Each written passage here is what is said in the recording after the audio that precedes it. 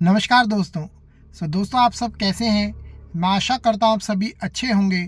आज आपके लिए एक और नई कहानी लेकर आए हैं जो कि सत्य घटना पर आधारित है। हम बात करने वाले हैं नाइजीरिया के रहने वाले एक नाइजीरियन युवक की, जो कि 60 साल की उम्र में 11 साल की बच्ची से शादी करता है और उसके बाद जो है उस बच्ची का ऐसा हाल करता है जिसके बारे में कल्पना करना भी मुनासिब नहीं है। तो इसके बारे में पूरा डिटेल में दोस्तों बात करेंगे। इससे पहले कहूँगा, अगर चैनल पर नए हैं तो चैनल को सब्सक्राइब कर लें और साथ में बेल आइकन को जरूर क्लिक कर लें। सो दोस्तों, अफ्रीका उपमहाद्वीप में एक देश है जिसका नाम है नाइजीरिया, और नाइजीरिया का रहने वाला युवक जिसका नाम था मोहम्मद कासिम। ये युवक नाइजीरिया के अंदर ही एक सरकारी कंपनी में काम करता था, और जैसे ये युवक 24 साल का हुआ, इस युवक ने अपनी पहली शादी की जिससे उसके तकरीबन 8 बच्चे हुए।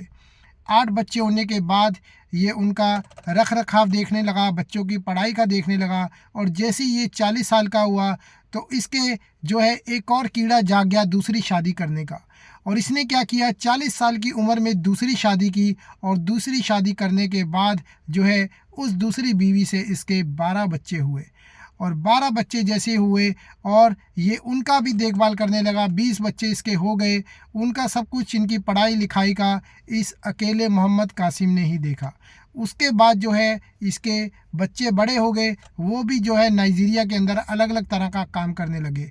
और जैसे ये 60 साल का हुआ, ये सरकारी कंपनी से रिटायर हो गया। सरकारी कंपनी से रिटायर होने के बाद अब ये सऊदी अरब में धार्मिक यात्रा पर जाना चाहता था। तो इसने अपने परिवार को बोला कि मैं धार्मिक यात्रा पर सऊदी अरब में जाना चाहता हूँ। अपने परिवार को बोलकर ये अकेला ही सऊदी अरब में धार्मिक यात्रा पर चला जाता है। जैसे ही वहाँ की धार्मिक यात्रा ये करके आ रहा होता है, तो आते हुए इसकी बगल में एक 11 साल की बच्ची बैठी होती है। फिर 11 साल की बच्ची समीना और 60 साल का मोहम्मद कासिम एक दूसरे से बात करने लग जाते हैं। बात करते करते दोनों को एक दूसरे से प्यार हो जाता है, और इसकी भनक जो है समीना के पीछे बैठे माँ बाप को भी नहीं होती है। जैसे ही वो नाइजीरिया पहुंचते हैं, नाइजीरिया में उतरते ही एयरपोर्ट पर समीना अपने माँ बाप को बोलती है कि वो मोहम्मद कासिम के साथ जाना चाहती है और उसी से शादी करना चाहती है। उसके माँ बाप उसे बहुत डांटते हैं और समझाते हैं, लेकिन जो समीना है एक नहीं सुनती है। वो यही कहती है कि वो मोहम्मद कासिम के साथ जाना चाहती है, और मोहम्मद कासिम भी उसको देख रहा होता है। तो इसी तरह का वाक़या चलते चलते माँ बाप के समझाने के बाद वो नहीं मानती, तो माँ बाप पुलिस को वहाँ पर बुला लेते हैं। पुलिस जैसे ही आती है, वो मोहम्मद कासिम से भी पूछताछ करती है और लड़की से भी पूछताछ करती है। तो जो मोहम्मद कासिम है वो पुलिस को बोलता है कि मैं इस लड़की से प्यार करता हूँ और ये लड़की भी मेरे साथ जाना चाहती है और मुझसे शादी करना चाहती है। तो पुलिस द्वारा लड़की को समझाया जाता है, बट लड़की कुछ भी नहीं सुनती है। लड़की यही कहती है कि वो मोहम्मद कासिम के साथ जाना चाहती है और उसी से शादी करना चाहती है। तो पुलिस अब इस चीज़ में कुछ नहीं कर सकती थी, क्योंकि नाइजीरिया में कोई भी आयु सीमा नहीं है लड़की की शादी करने के लिए। तो इसलिए जो है उसके बाद वो लड़की समीना है मोहम्मद कासिम के साथ चली जाती है। मोहम्मद कासिम उसको अपने घर ले आता है और घर आकर उसके साथ शादी की तैयारियां करना शुरू कर देता है। इसकी भनक जैसे ही उसकी बीवियों को चलती है, तो बीवियां उसके पास आती हैं और बीवियां उससे कुछ नहीं पूछ पाती, क्योंकि उनकी इस तरह के धर्म में ये चीज़ अलाउड है कि वो 4 शादियां कर सकता था। बट इतनी छोटी बच्ची के साथ देखकर उसकी जो बीवियां हैं वो भी पहले डर जाती हैं, बट उसके आगे वो कुछ नहीं बोल सकती। फिर जो लड़की के माँ बाप होते हैं वो अखबार के अंदर ये चीज़ निकलवा देते हैं कि एक 11 साल की बच्ची के साथ 60 साल का बुड्ढा जो है वो शादी करने जा रहा है। तो नाइजीरिया के अलग अलग शहरों में इस तरह की खबर छपती है, और वो मोहम्मद कासिम को फ़ोन करके वहाँ के लोग बहुत बुरा भला बोलते हैं, बट मोहम्मद कासिम किसी की एक नहीं सुनता। उसके ऊपर तो शादी का भूत सवार होता है।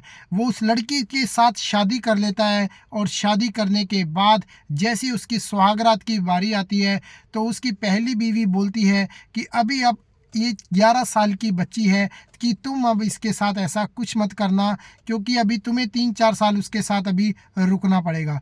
मोहम्मद कासिम बोलता है कि तुम कौन होती हो मुझे रोकने वाली, ये मेरी बीवी है, मैं जैसा मर्जी करूं।